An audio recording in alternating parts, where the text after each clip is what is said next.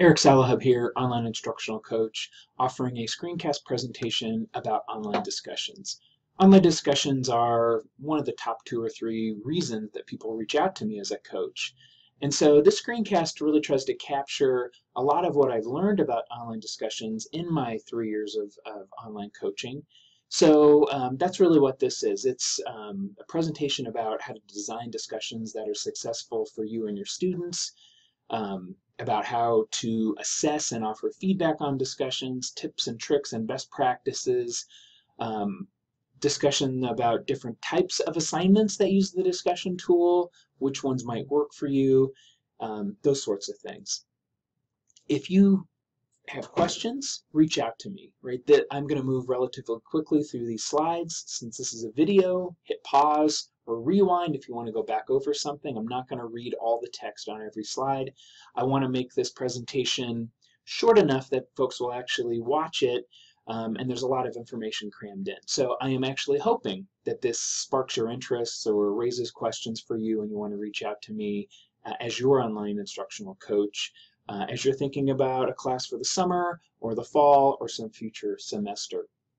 Also, if you see something missing, if you're doing something in discussions or have seen something done or you have ideas that could add to this presentation, again, please reach out to me, because one of the things I want to do as coach is gather best practices and ideas and then be able to offer those out to people who reach out to me. And so again, this presentation is not full of my ideas, it's full of ideas that I've gathered in my coaching of my colleagues here at Front Range Community College. So this is really where I want to start. I think discussions are both a promise and a peril for online teaching and learning. Most of us have discussions in our classes, and I think it's because we see this as a key tool for interaction and collaboration between students. And it's also a way that we can interact with students. We can engage them. We can let them know we're real people. We can kind of create that vibrant, engaging environment, capture the teachable moment, let our style come through, all of those great things that we know students care about and that we also care about. But we also know that discussions can easily overwhelm us and our students with unlimited or seemingly limitless numbers of posts to read, posts to reply to, posts to assess and give feedback on and grade. So if you have talked to me as a coach, and many of you have, what you probably hear me say is something like this. When you ask something like, would you take a look at my discussions and offer advice for improving them? What I usually shoot back with is, what do you want to achieve with your discussions? Sometimes when I ask this, people just say, I thought we were supposed to have discussions in our classes. And that's probably true. I think the general expectation is that online classes at Front Range have discussions, but they're not an end in themselves, right? I mean, we think discussions are valuable because they are a means to an end for outcomes and things that you care about in your classes. So again, what do you want to achieve with your discussion assignments is probably a good place to start. A busy slide, but think about what I'm trying to get at here. If you wanted to try to think about the comprehensive pedagogical design of your entire class, and you can see these 3 components illustrated by these overlapping circles in this Venn diagram. Here in this blue section here, we have independent instructor work. All those hours that you spend not interacting with students, grading, prepping, planning, writing feedback. How do discussion activities, or how would they allow you to do your independent work? Do you, what discussions do you need to grade? What discussions do you need to give feedback on? We also have this overlap area here, right? That part of your class where you're interacting with students. How will discussions fit in there? Is that a time for you and your students to interact? And then what about independent student work? Will students be working in discussion there? Will they be using discussions for homework? So how do discussions fit into these different aspects of your class? And how do they help you? How do they help your students achieve your learning outcomes? How do they offer up assessment opportunities for you, right? As an instructor, you need to be able to assess your students as they progress toward mastery. How will discussions offer you the ability to do that assessment of learning outcomes? What's the impact on the student workload? How many hours per week do you want your students to devote to discussions? What role do those discussions serve for students? And what role do they serve for you? How many hours a week do you want to devote to reading and replying to discussions? So when someone just says, I thought I was supposed to have discussions in my class, I clearly think it's a much bigger decision about how discussion should be employed in your online class. So how do we plan successful discussions? Well, it only took me 20 years. I just celebrated my 20th year of online teaching. It took me 20 years to realize that in an online class, discussion is a tool and not an activity. Think about that for a minute. Discussion is a tool, right? In D2L, there is a tool called discussion. In any learning management system, there is a tool, and it's called the discussion tool. Now, this is a tool that is designed for interaction, right? It is a tool that is designed for a specific purpose within a learning management system. And it is a tool designed for interaction between classmates and an instructor, but that is the purpose of the tool. And it's a tool with a lot of different uses. And so I think this realization for me helped me realize that when I talk about online discussion, I'm talking about a tool in the learning management system that can be utilized for many different purposes. Here are what I think are the variety of assignment types that use the discussion tool. And this presentation is going to talk about two of them in some detail, and it's going to offer some ideas on the other ones. And again, if you think there are other uses for this tool, or if I haven't properly delineated them, let me know. And I'll also say this is just food for thought, right? I don't know that there are 6 ways or that these make sense as the way to categorize them. It's really just a jumping off point for you to think about the different possibilities that you have. So writing prompts and open discussion, we're going to talk a lot about those. Portfolios, group collaborations, and right to learns. Not in this presentation, but I have thought a lot about these, and if you want to follow up on any of those ideas, you're certainly welcome to. So, of those types, how do you decide which one to use? And I'm going to quickly go through a little flow chart here. It's really a thought experiment rather than an actual flow chart, and I'm going to be working more on this over the next year or so, but you'll get the sense of what I have in mind here. So first of all, you want to start with a learning outcome. What is the goal of the discussion? Here are some samples. Maybe your goal is to explore ideas or build community or have your students critically analyze something. Maybe your goal is for them to get the right answer or collaborate or to show progress. What is it? What is your goal? And maybe you have more than one goal, and that could be a problem, but what is your goal? Once you have your goal, you can ask yourself, does this outcome require interaction? And if the answer is no, maybe you don't want to use a discussion. So I do see people using discussion for what I think is just homework collection. And again, there's nothing wrong with it. Discussion is a tool in D2L, and you're the instructor, and you can use the tool however you want to. But I do think sometimes it confuses students and it confuses us.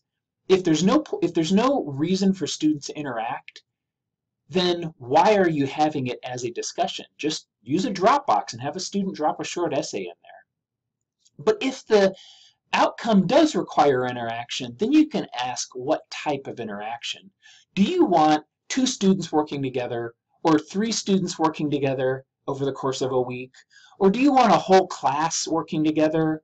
Or do you want just you and the student? Do you want you and a student to work together, or do you want a small group? And again, I think this decision will help you think about which of the types of discussion assignments might make the most sense.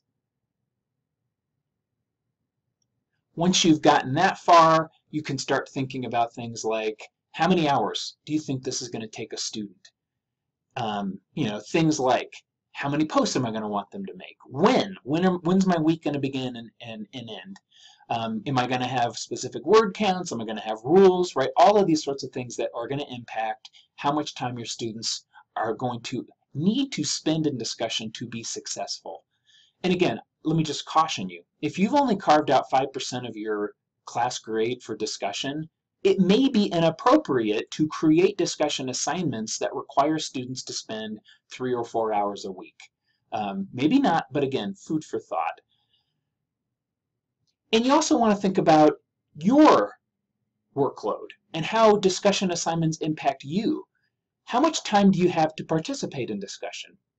If you don't have much time, that might lead you to think you don't want to create an open discussion, because open discussions tend to require significant instructor time. What kind of assessment are you going to do? Are you going to use a rubric? Is it just going to be based on participation? How long will it take you to do the assessment?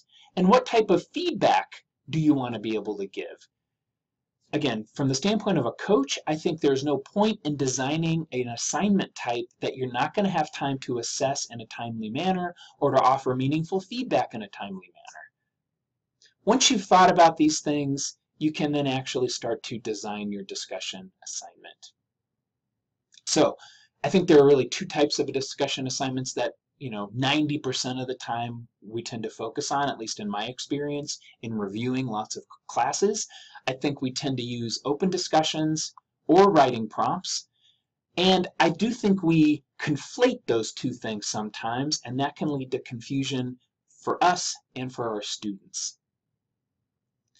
So forgive me with more Venn diagrams, but the point of this diagram is to try to illustrate the different types of interaction that the discussion tool can allow.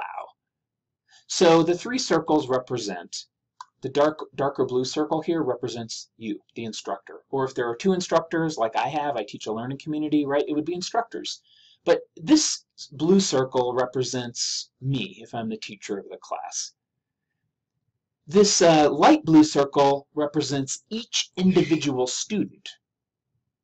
And then this green circle represents one or more other students. And so with these three circles, we can talk about all of the varieties of interactions that can happen, right? You could imagine an instructor and one student talking, that would happen here. We can imagine what you'll probably see, what's going to happen in this middle section. The instructor's here, and individual students here, and one or more other classmates are here. This is something like open discussion, right? Whole class discussion. Anyway, more on this. So, open discussion. This is kind of the quintessential face-to-face classroom activity where you have a group of 25 students and an instructor having this kind of open dialogue where everybody is talking and listening to everyone in some sort of a semi-chaotic but organized, facilitated, productive way, right? This can happen online if you just create a discussion topic and put all students in it and you say, go talk about something. For each of the assignment types, I've created what I'm calling a recipe card. And it really just goes through some different aspects or characteristics of discussions and offers how does this particular assignment type address that particular need or criteria. So open versus closed. This has to do with how many rules there are. And I think open discussion is relatively open. I mean, often there are loose goals, few rules.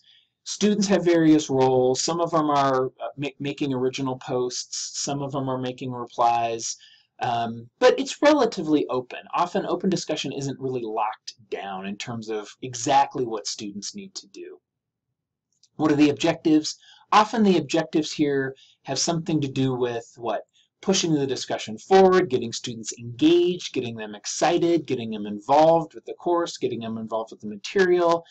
Open discussion values exploration of ideas. It values the interactions, probably more than finding right answers, right? Once you find the right answer, there's no point in continuing the discussion. So open discussion, by its nature, is more about exploring possible right answers, right, than actually finding the right answer. What kind of interaction? It encourages open interaction between all students, and this tends to include the instructor as a moderator participant. What's the workload? In my experience, it probably takes a student around 20 minutes to make each meaningful contribution to the discussion. That means reading enough posts to find a meaningful place to jump in. So, if you expected students to spend 3 different days in open discussion, right, to make 3 posts per week, you might think this might take about an hour a week. If you expect them to do more than that, then you might want to allocate more time. What about for you? Well, it depends on how much you want to read, how fast you type, but I would say allot at least 1 hour a week for each open discussion if you want to be an active participant, and I think that is what open discussion is all about. Students succeed by active, ongoing, and thoughtful participation in general, right? That's what open discussion is about. What kind of assessment is relevant here? Open discussion is primarily a formative assessment, right? Open discussion gives you insight into what students are thinking in the moment, and the feedback is formative in nature. It's often made by the instructor who's actually participating, capturing the teachable moment. So what? The feedback in open discussion actually happens during the discussion itself, right? Your replies to students constitute the feedback. Pitfalls to avoid. Be wary of telling students or expecting them to read all. I think that is antithetical to the whole point of open discussion. Open discussion is probably not about reading everything, it's about making a meaningful contribution to an overall discussion, right? That might have several things going on. Anyway, that's just some advice, and again, it is just advice for you. Here's an example open discussion, which I'm going to just click past and let you stop and look at if you want to. This is from my online learning community. You'll see that it is an open discussion, but it is somewhat directed, right? So it's not like I just tell students to go talk about something. I give them very specific things to talk about, but they don't necessarily have right answers. I'm going to click through these practical advice slides. You can read them as easily as I can talk about them, and that way you can just pause and the screencast won't be an hour long.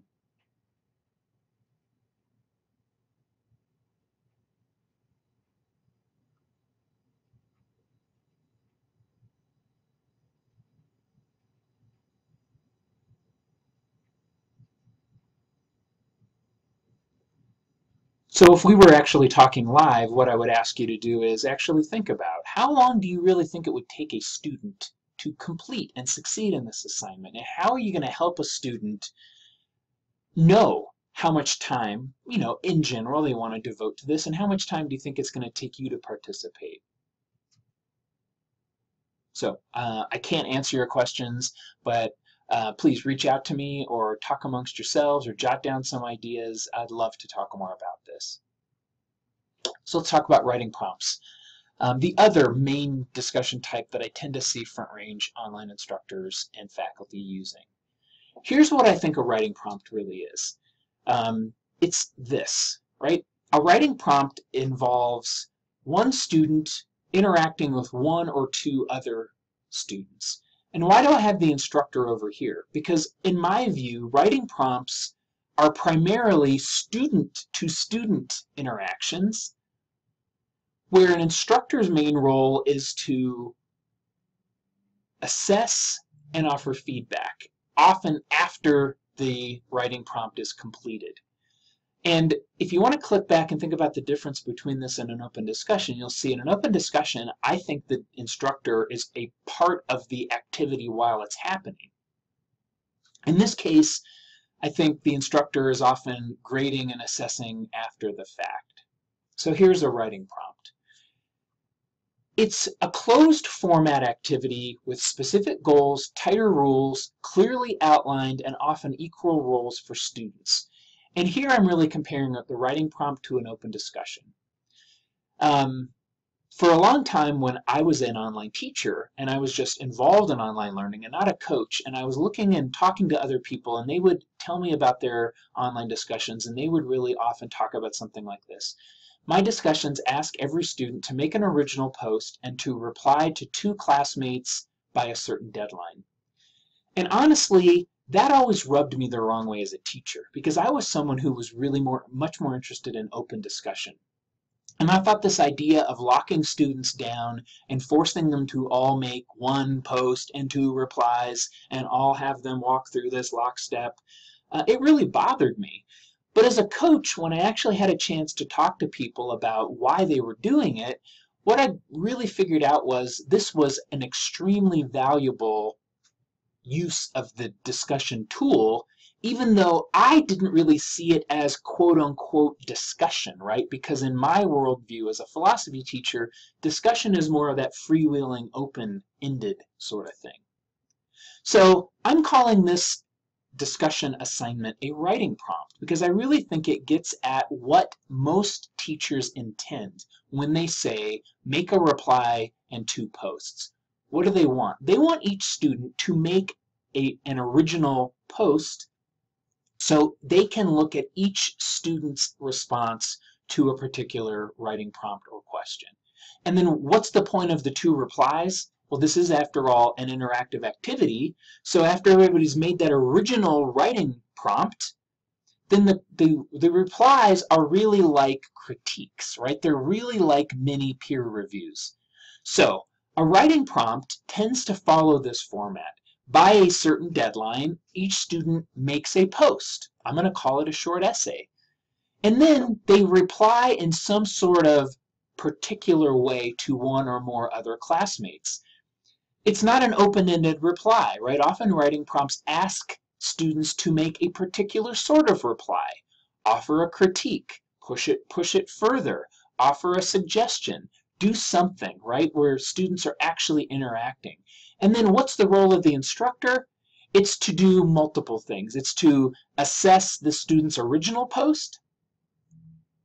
It's to assess their interactions and their critiques of each other, and to look at that assignment and say, what does the student do? I still think it's a formative assessment, and I think the feedback that is probably appropriate is formative in nature as well, right? Often, if I think about a writing prompt as a mini peer review, then a peer review tends to be a preliminary assignment towards some other formative assessment. So, interaction between student dyads or triads. I think a writing prompt is probably in the range of 1 to 2 hours if you're expecting every student to write a short essay and make 2 critical responses. Faculty workload, again, it's mainly devoted to assessing and offering feedback after the end of the assignment. So I would say a lot, at least an hour. And if you want to also participate, then I think it's going to take more time. Again, I think this is a formative assessment. I think it probably warrants formative feedback. And pitfalls, I just think it's worth realizing that I don't think you can have your cake and eat it too. For years, I tried to do open discussions and writing prompts as one thing, and it just turned out to be chaotic. So I really think you should be cautious about whether you want an open discussion where you can participate in a more freewheeling way, right, where you are actually in there participating. If you participate in a writing prompt, you can kind of short circuit what the students are doing. On the other hand, if you fail to participate in an open discussion, students will wonder where you are. Here's an example writing prompt for my online class. And again, I'm just going to click through these practical advice slides.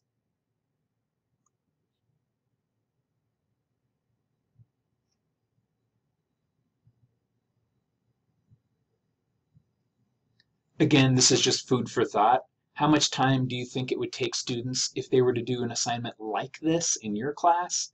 How much time would you need to allot to assess, offer feedback, and grade this sort of assignment?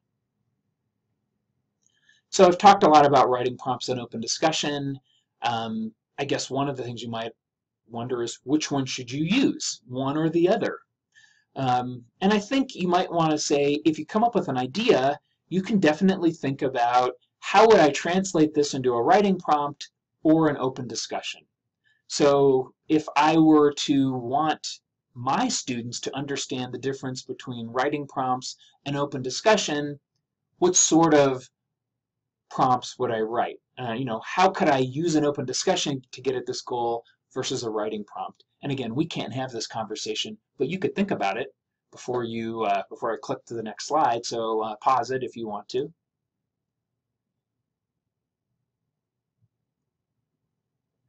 So you can decide, which one is which here. I also think it might be fruitful to use both. Open discussions and writing prompts are two different assignment types. They both use the discussion tool, and they both have slightly different outcomes in mind. And so maybe what you want to do is think about, for a given topic, to have an open discussion to allow students to explore that idea, and then a writing prompt to allow them to apply some of that learning in a more specific way. And you could either have the open discussion first, followed by the writing prompt. You could have both of them going on at the same time with slightly different focuses. Just a suggestion. They often do complement each other. Just a slide that offers an example of how I have designed my class and how I've tried to be thoughtful about how much time it's going to take students to accomplish my goals for the discussion tool, and how much time it's going to take me to succeed in accomplishing the goals in my class for discussion. So you can see that over here in my independent instructor time, I'm allotting time to grade discussion activities, to grade writing prompts. I'm saying I'm giving feedback on writing prompts, and I'm counting that as independent instructor work as part of my 3 hours a week that I do where I'm not working with students.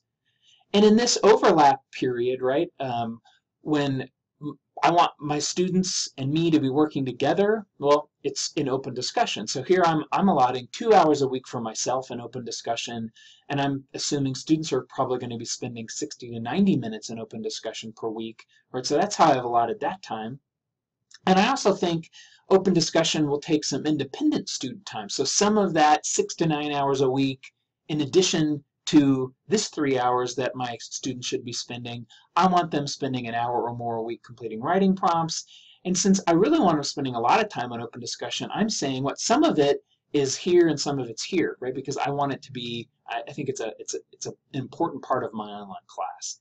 Now, I don't know what your discussion design should look like, but I do think it's really worthwhile to think about figuring out how discussion fits into your workload and your students' workload.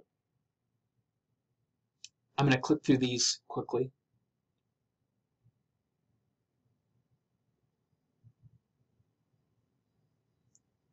This is just my sample grading rubric for open discussion, and you can see it is, a really straightforward, simple rubric, because again, in open discussion, students are getting my feedback really during the discussion itself because I'm in there as a participant. So, the students are really getting my feedback, and the assessment is really easy. Here's the rubric that I use for my writing prompts. You can see it's a similar 5-point scale. It's a little bit more rigorous in terms of the specificity, in terms of what I'm looking for in terms of content and writing, but it's still a very basic rubric because in my class, writing prompts are formative assessments, and so students are getting screencast feedback almost every week on the writing prompt. So the actual grade itself, if students are thoughtful and participating, they're going to be earning most of the points anyway. As I mentioned in that last slide, I do offer screencast feedback on writing prompts, and let's see if I can play this for you.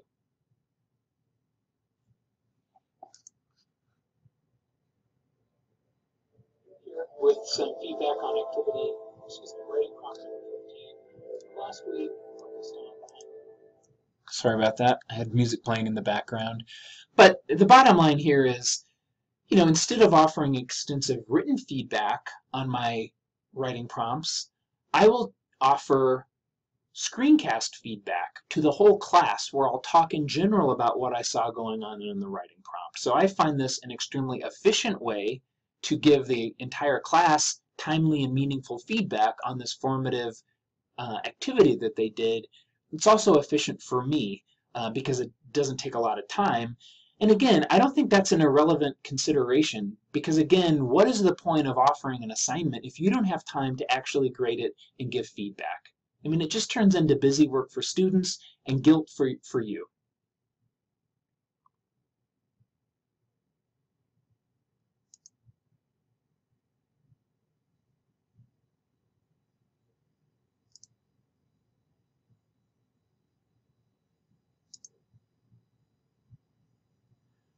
So I offer my students a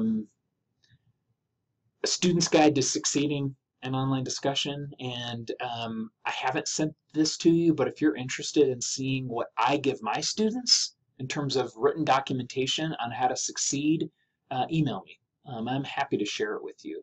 It talks about my expectations, about what I'm looking for in discussion, about what they can expect to experience, some practical advice for how to succeed, etc. Now I'm over a half an hour and I haven't talked about any of these in red. And again, I'm not saying that they're not important, but in my experience, most of us are using writing prompts and open discussion. So I'm going to quickly go through some slides that offer some information about these other types. And if you do use them or want to talk more about them, again, feel free to reach out to me. This is probably going to be tough to read, but I'm happy to email you this document. It is a one-page cheat sheet that lists all of these discussion types that I've talked about and how they fit into these categories and some comments. So again, this is really just a cheat sheet guide to discussion assignment types. And if you email me, eric.salahub@frontrange.edu, I'll be happy to email this to you. So a journal portfolio, I think, is really a place for students to share information just with you. If it is, so I'd make that a discussion topic with one student assigned to it, and then they would only see it and you would see it. You could also make them public, and then they would be more like blogs, where students could see each other's work.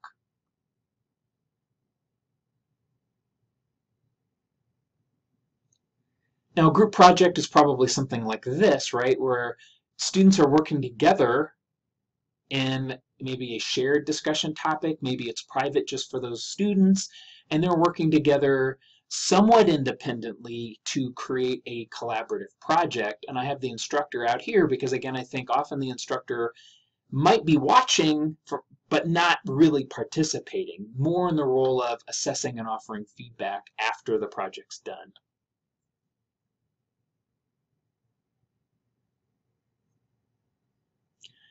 Now, right to learns or immediate assessments, it's an entirely other presentation.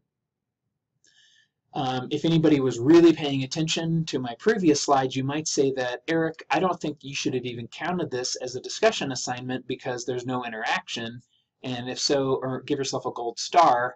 But this is why I'm putting this in here. I think the discussion tool is such a powerful tool. Almost everybody uses it. It's a place where students go almost every time they're in your class. And so, because it's where students are, it is an opportunity to get immediate assessments from students. And so, I'm just going to throw this out there. I think there are many ways that you can use the discussion tool simply as a way to gather formative, immediate feedback from students. It's not technically a discussion assignment by my standards because there's no interaction, but I think it's a possibility, and I have an entire presentation on formative and immediate assessments in online classes. If it's something you're interested in, reach out to me.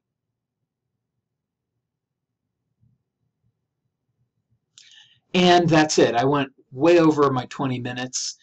Please do feel free to reach out to me, Eric Salahub, your online instructional coach, if you want to talk more about discussion and its promise in Peril in online classes.